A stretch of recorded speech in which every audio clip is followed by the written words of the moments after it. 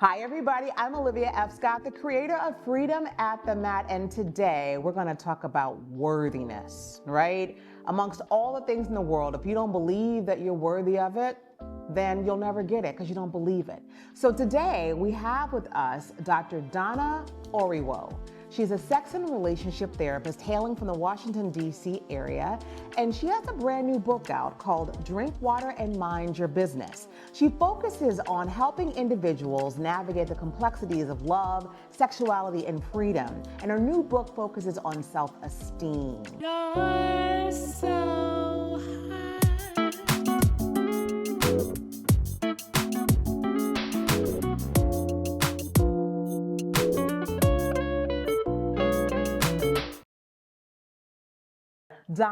Dr. Donna, welcome to Freedom at the Mat.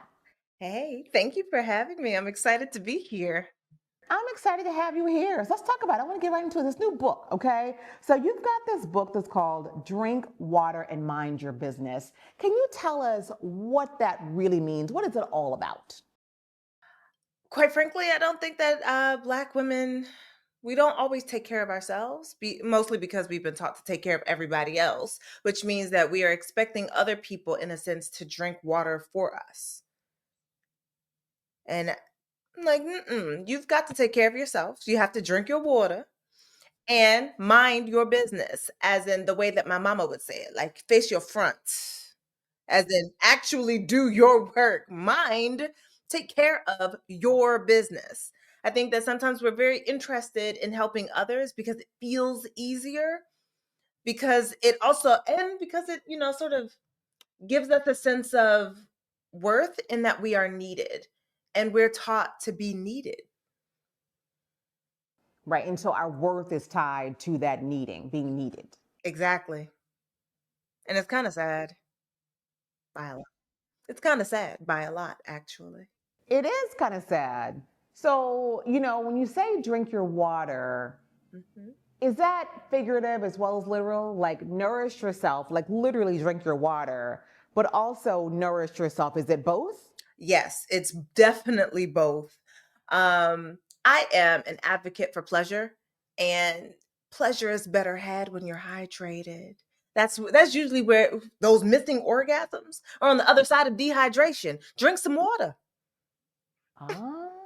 Okay. So let's talk about that because I know you're a sex therapist too, sex and relationship therapist. So are you telling me something I never knew, which is the more hydrated that I am, that my body is, the better sex I'm going to experience? Yeah. Your hydration impacts your lubrication. It impacts your orgasms, the strength of those orgasms. Dehydrated people tend to have kind of whack orgasms. You could be having better orgasms if you would just stay hydrated. Aha, aha. So, as a sex and relationship therapist, what issues have you found through all of your clinical work Mhm. that over and over women, Black women in particular, are struggling with finding freedom in their sexuality? Worries about their skin tone and their hair texture, about their body size, if they're being fast, or though no one ever really says fast, not anymore, but certainly like, uh, am, am I too sexual? Am I not sexual enough? And sort of wanting to explore what it all means, sexuality, how to maybe define it for themselves and be able to move forward, because it has been defined for many of us. So we don't really know ourselves. We simply know what people told us about ourselves. Skin tone, I don't understand. I understand body type and like feeling unconfident about your body. Can you tell us a little bit more about freedom and sexuality relative to skin tone, Dr. Donna? Yeah. Certain skin tones, generally darker skin tones, are not necessarily taught to love themselves as they are, but rather to wish that they were something else, to have to find a partner that will tolerate them because they are dark, or because their hair is kinky, or both. And it's just not true, right? I mean, it's just colorism, which to me is like a child and friend and sisters with racism. Right. Yeah. Okay, so body, skin tone. What about the notion of just being a whore, being fast? Which is something I think that I remember in one of your groups we did during COVID. I remember a conversation around this, and you've had plenty of small group therapy, but I remember you were talking about this, and I think that along with any other girl who grew up in the church, especially in the South, we struggle with having sex outside of marriage, even at 40, 50 years old, because we're considered to be fast or a whore. Do you find that still to this day, or is that changing a little bit? It's changing like a little bit. It's not changed. Um, but it's still a really large concern. Like even within couples, those who are married, it's still a problem because people have grown up having their worth attached to their virginity. That as long as you remain a virgin, then you are pure, you are clean, you are worthy. So once you have sex, even within the confines of your marriage, what happens to that? You're no longer clean, pure, and worthy? So, like, you're married Yeah. and you are doing these kinky positions, Kama Sutra or whatever, which is Not actually even quite beautiful. kinky. Yeah, that's Standard like, missionary will right. still Okay. throw people into a tailspin. What? Yeah. Madonna, that Because doesn't make sense to me. if you I'm like, grew up thinking that your entire worth was based on your virginity and then you got married, had sex, you just lost your worth. You just lost it. The only worth you've known, you've lost. so what advice do you have to those women who are watching today, our freedom ads, who they are in relationships or they are married and they feel that their worthiness has declined or decreased because they're now in a sexual relationship with a loving partner? I would just remind them that your worth cannot be measured by your body count. Your worth is not measured by what's in your wallet. Your worth is not measured by whose arm you're on or who's on your arm. Your worth is not measured by the clothes that you have, the color of your skin, the texture of your hair. That's not, we're not doing that.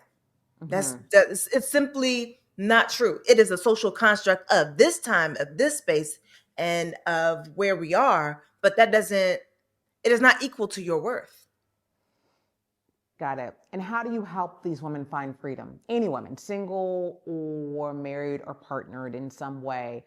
Any of us who are struggling with our identity, our sexual identity, and trying to find freedom in Mm. sexuality. What steps do you have for us? Ooh, generally, I would say first, you need to recognize whether or not you feel free. Because recognizing a problem is the precursor to being able to solve one.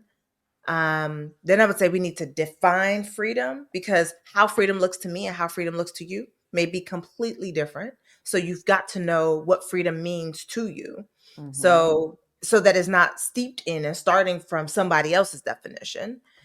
And then you've got to get ready to do that internal work and living because part of the problem with not having freedom is that we are acting out a role that we believe we should play or Hmm. that others have cast us into, which is not the same thing as living.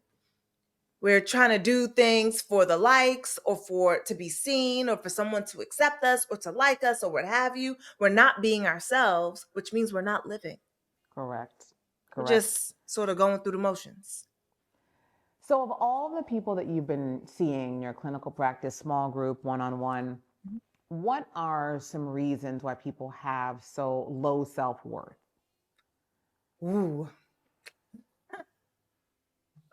I love this question. Okay, so reasons that people can have low self-worth.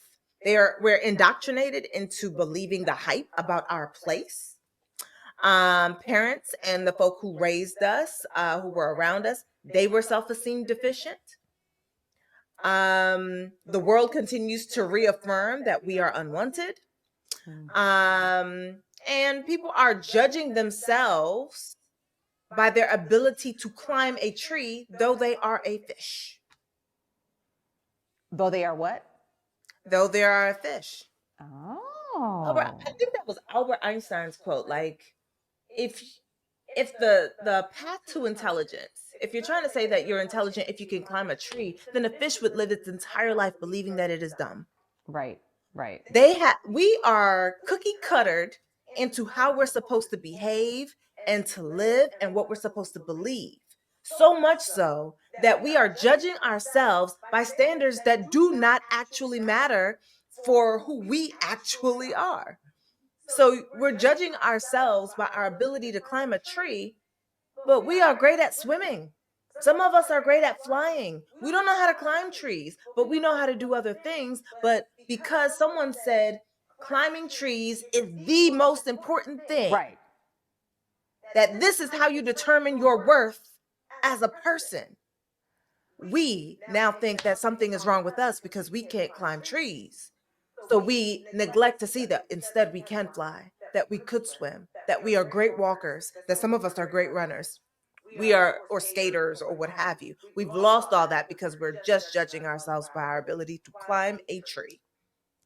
So, Dr. Donna, help us, right? How do we, who we all live in society where we succumb and we face every single day societal pressures of how to be, how to look, what to do, where to go to school, all those things, who to date, who not to date, which social circles to be a part of. How can we help decide for ourselves that, listen, I see what's happening out there, but as for me, myself, and I'm the ish. Like, how can we get there?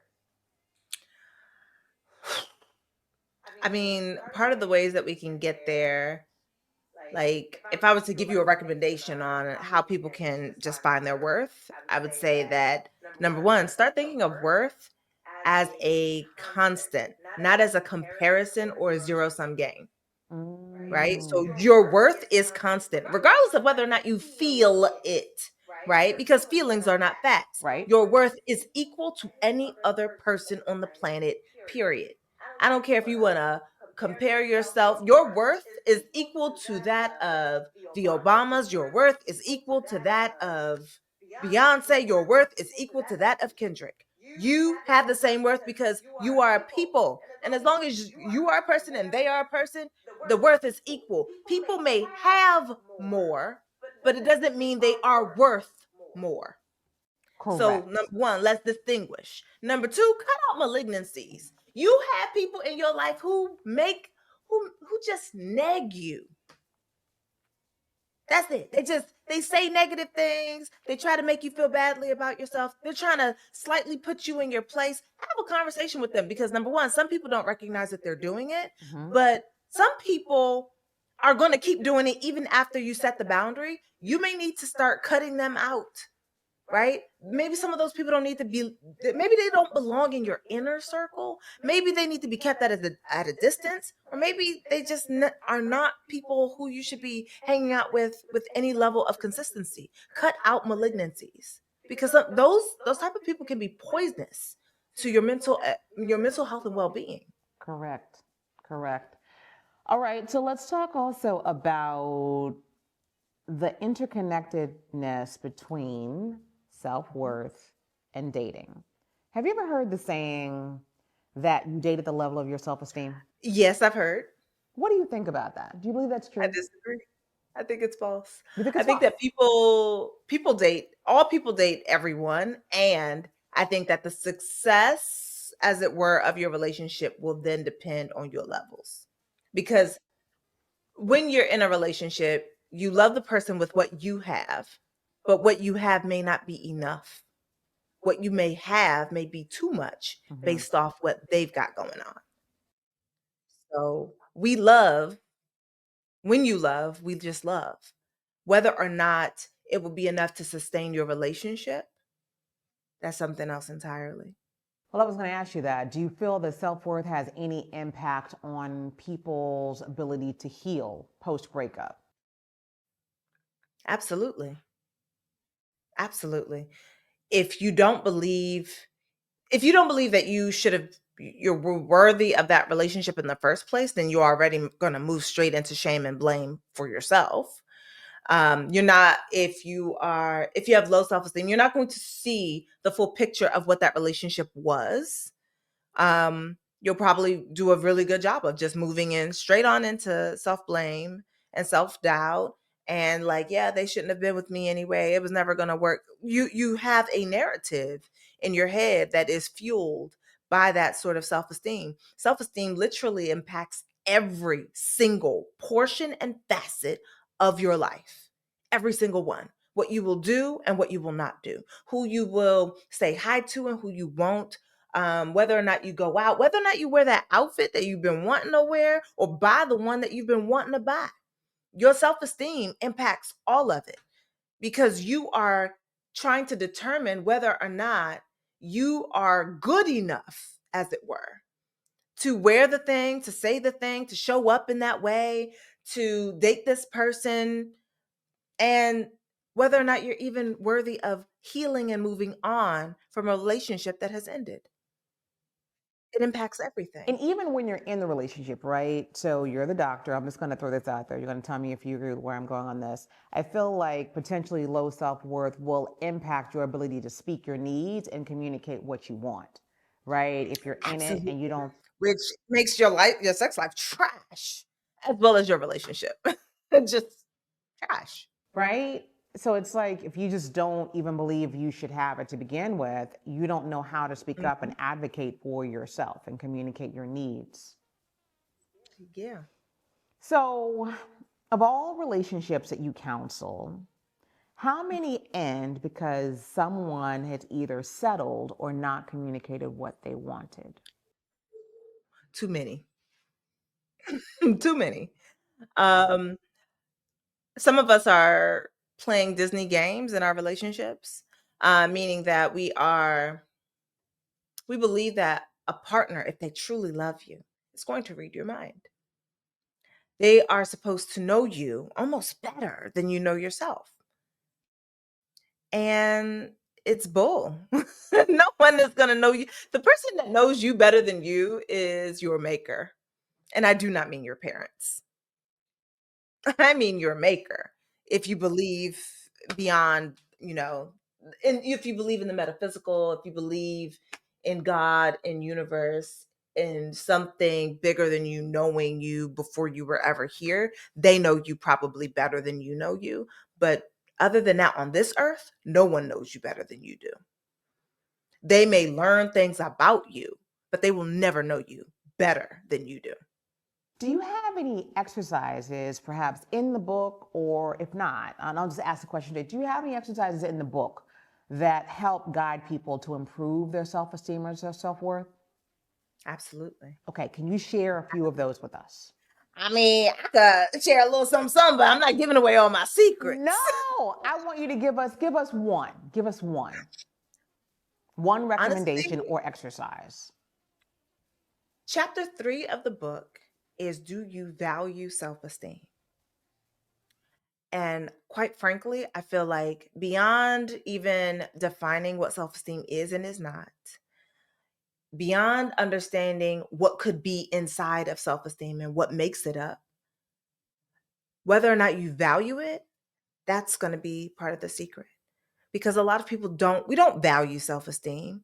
We tend to be rather nonchalant or flippant about self-esteem. People say things like, well, self-esteem is about yourself, so if you don't like you, that's on you.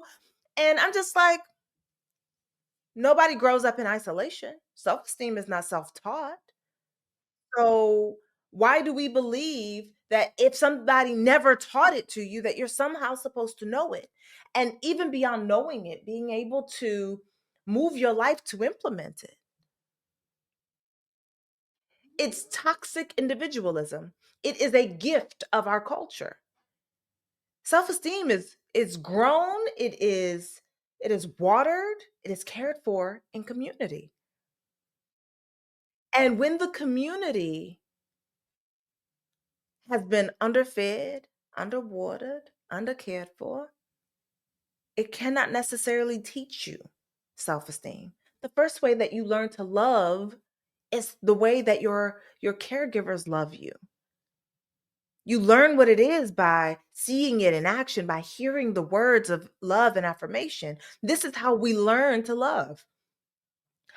If we have been around people who only give themselves disparaging comments, do we believe that we're going to learn anything different? Which is further exacerbated if you are a woman in a world that seems to prize men, and if you're Black in this world that seems to prize white people. It will constantly reify this idea of your place and whether or not you're even supposed to have access to self-esteem in the first place. So this is the community project that we failed, but that we also have the power to correct. That's what I was going to ask you. So, would the recommendation be to find community that supports you, whether you have to leave your native city or country, but find a community that supports you as you are improving? And it could be finding a church, but finding a community that supports you. Yeah. Sometimes it's a build a community. Every community that you're in is not necessarily going to give you everything that you need, right? Just like one romantic relationship is not going to give you be your end all be all. It is not going to give you everything and you need no other relationships thereafter. No, a romantic relationship gives you a portion. A friendship gives you a portion. The relationship with your family gives you a portion. With each of these people, you get a portion, and that helps to make up the whole. And the same thing goes with building community. Each community that you find yourself in will give you a piece, and that piece helps to make the whole. And that way, when you are low or when someone in your community is low, you have other communities to draw from, and thus you can also pour into. We have to do a better job of taking care of each other. You know, it's interesting. I wrote an article a couple weeks ago, and Mhm. depending on when you have watched this, it could be a year ago. But I wrote an article recently that was about radical self reliance. In that I feel in the Western culture, there is an over preoccupation with independence, with our ability to get out of the house while we're 18 years old, go to college, get married or not, create a life and a career for ourselves, and just be independent living. And now we're all living in all these different cities throughout the world, and that we've lost a lot of that interdependence that we had with our families in American culture. Some of the other cultures in the East still are maintaining that, whether it is, or, you know, you've got India, you got Africa, and just other cultures where they really still are focused on the family. But I feel like we are suffering, and you called it toxic independence. So, what would you call it? That's what I called it, Toxic toxic independence, independence, radical because I self. believe that level of independence, I want to make sure that I'm clear. I don't use the word toxic lightly or flippantly. Right? I mean that it is actually horrible for your mental health, for your physical health. Like there are studies that show that having friends is good for your physical health, Correct. right? Correct. That having a lover is good for your physical health. Right. Right. All of these things are interconnected. And just because we have been taught that we're supposed to be able to do things on our own by ourselves as an island doesn't mean that it's right. It also doesn't mean that it's true. Correct. I like to say, look at the money. That's Right. what I say. Look at the money. Follow the money trail. If they're telling you to be that independent, hyper independent, toxically independent, who got paid? If you Correct. ask yourself the question, you will find the answer. There's this movie, Marry Me, and I love that movie. It's kitschy and cute and whatever, but there's a saying that the math teacher has in there that if you sit in the problem, the answer will find you. Sit in that problem. Is who is supporting this level of toxic independence? Who's getting paid? Sit in that question and you will find the answer. Got it. So, Dr. Donna, before we go, I want you to tell us, are there any other takeaways from your book that you would like for our listeners and our viewers to take away? I want them to get this book, Drink Water and Mind Your Business. But what else will they gain from your book? Context and understanding. Knowing a word, self-esteem, right? Or self-worth, or whichever way you want to call it, knowing a word is not enough. Understanding the context that it was created in and who it was for in the first place, that gives you a little bit more of a clue as to whether or not it was ever even intended for you. Having a full understanding of what the problem is helps us to be more equipped and accountable to solution. This book is about equipping you so that you can find solution. Accountability for me, especially recently, has been the name of the game. So acknowledging the fullness of what was and taking responsibility and accountability is the thing that will help us to move forward. Because even when something is not your fault, it does not mean that you didn't play a role. And I need us to know what role we have played without assigning blame, at least not to ourselves, because again, not in a bubble, so that we can begin to really access that healing portion, so that we can really begin to get there. I don't think there's anything else that has to be said. I appreciate that. I really, really do. I think the accountability piece is really critical because I think as we navigate dating and relationships in particular, I think that there's a whole bunch of like self-esteem and self-worth. And I think the more you date, the stronger you get and you figure out who you are and there's certain things that come with that. But I think the accountability piece about not necessarily assigning blame, owning your piece of it, and being, okay, this is what I can do better. This is a lesson I learned from it. Move on. Don't need to malign anyone or denigrate them, and just move forward is kind of what needs to happen. Yeah. And what's funny is that that lesson can be applied to anything.